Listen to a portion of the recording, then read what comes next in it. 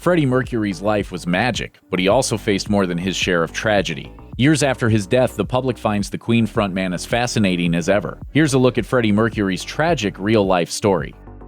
Just in case you're wondering what sort of awesomely cool parents would name their kid Freddie Mercury, that's not his real name. Mercury was born Farouk Bulsara, which still could have been a pretty good rock star name. His family was Parsi, ethnically Persian followers of the Zoroastrian religion. He spent part of his childhood in India and part in colonial Africa. But in 1963, his family was forced to flee Zanzibar to London after the country achieved independence and poor Africans started targeting wealthier Indian families. In London, Mercury enrolled in graphic design classes at Isleworth Polytechnic. His mother, Jer, told The Telegraph in 2011 that she made him apply for graphic design jobs between all the songwriting he was doing while holed up in his bedroom. Ultimately, after annoying the neighbors with all that noise, he ended up moving out.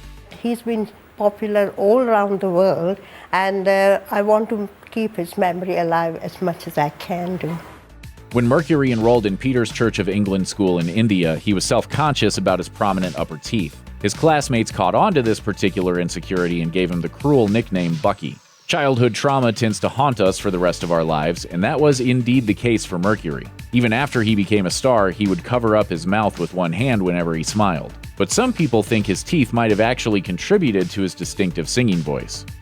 If Freddie Mercury had become a star in the 2010s instead of in the 1980s, his story would have had a different ending. According to The Advocate, he probably became infected with HIV in New York in the summer of 1982. The 2016 book Somebody to Love suggests he was already showing symptoms when he appeared on Saturday Night Live in September of that year in what would be his last U.S. performance. AIDS was still newly emerging in the early 80s, publicly associated primarily with gay men, and Mercury wasn't open about his sexuality.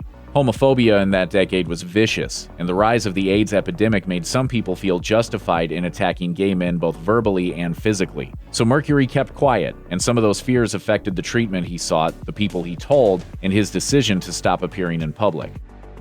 Mercury considered Bohemian Rhapsody to be his greatest achievement, but decades later we're still arguing about what the song actually meant. The singer himself was pretty cagey about it. According to Rolling Stone, he once answered a question about the song's meaning with these words: "I'll say no more than what any decent poet would tell you if you dared ask him to analyze his work. If you see it, dear, then it's there."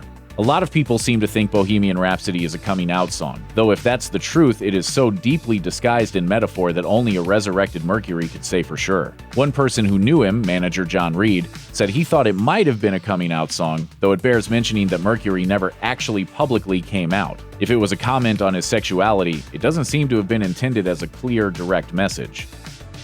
One of Mercury's most important personal relationships was with his former girlfriend, Mary Austin. The authors of Somebody to Love attempted to explain why he might have put Austin above all of his gay relationships by suggesting it had to do with his own deep-seated homophobia. But maybe he was really just bisexual. Mercury referred to Austin as the love of his life and his common-law wife. As romantic partners, they were together for 7 years, splitting up when Mercury started pursuing relationships with men. Even then, they remained close. He left most of his estate to her when he died, and he also entrusted her with secretly scattering his ashes. You couldn't deny Freddie the right to be at one with himself.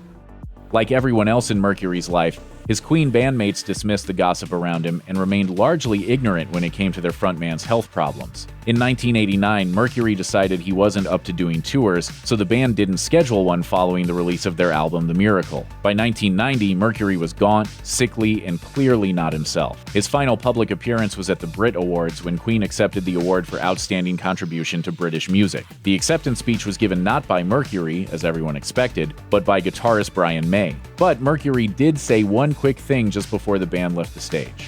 Thank you. Good night.